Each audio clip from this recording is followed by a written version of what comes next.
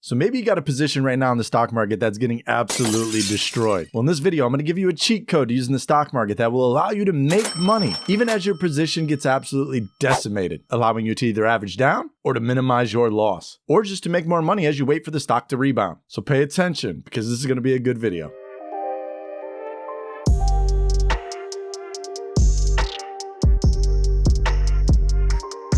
So maybe you got into a position you shouldn't have. Maybe a day trade turned into a swing trade. Maybe a pump and dump turned into a long-term bag holder. Well, how can you make money on that position without selling for a loss? In this video, we are going to go over a stock market cheat code that will allow you to make money on a losing stock market position without having to sell your shares for a loss. Now, there are some qualifications for this strategy. The qualifications for this strategy being you need to own at least 100 shares of the position or company in question here, or you need to own a long-term leap call. And for those of you that don't know what that is, you probably don't have one anyways. The reason why you need 100 shares or more to use this strategy is because what we were going to be doing is called covered calls. And to sell covered calls and collect the premium against our position, we need to own 100 shares or more, or we need to have a long-term leap call option that we can sell premium against.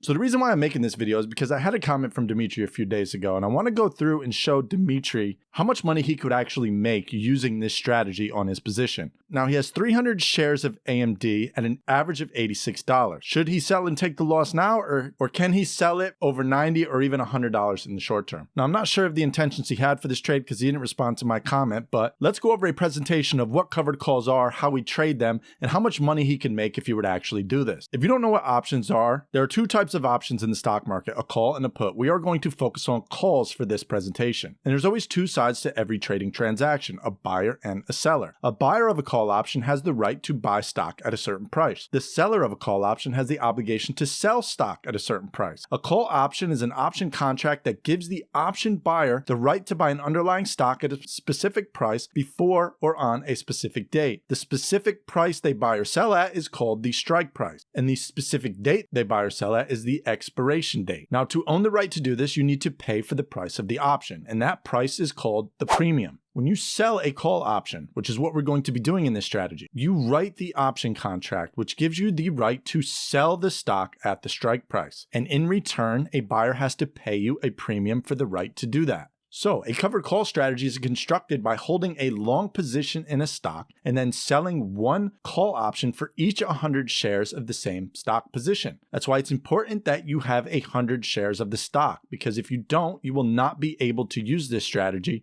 and it will be considered naked, and that's very risky, and we'll get into that.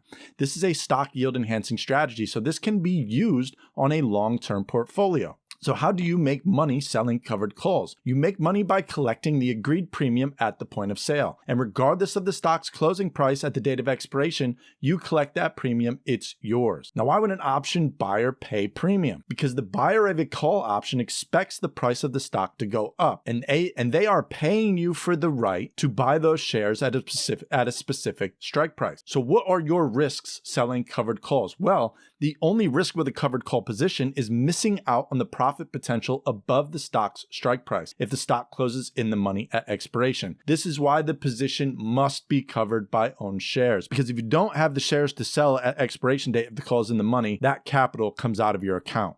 So how much money could Dimitri make if he were to sell covered calls on his AMD position? Now, let's just say he goes 18 days out, all right? And he sells calls at the $86 strike, which would net him a premium of $191. Remember, options are shared in 100 lots, so you would take $1.91 and times it by 100. Now, let's say he were to get filled at $1.92, all right? And he were to be able to sell 3 call options apiece. So he would have an instant credit of $576 if he were to sell covered calls on his AMD position, which means that every 18 days, as long as the stock doesn't close above $86, he would collect $576 if the premiums didn't go up or down. Now, talking about what are the risks, any dollar amount above 86 that AMD goes up before expiration price, Dimitri would miss out on. So if the stock were to close at 90 18 days later, he would miss out on that $4 move. However, he would still collect the $576 in premium that the buyer of the call option gave him to control the shares. Now, let's say the share price doesn't close above $86. He has the right to sell more call options until the stock closes above 86. He could even go up to the 89 strike and sell each one for $117. That would enable him to catch the $3 of profit potential on the stock if it closes above 89 at expiration date.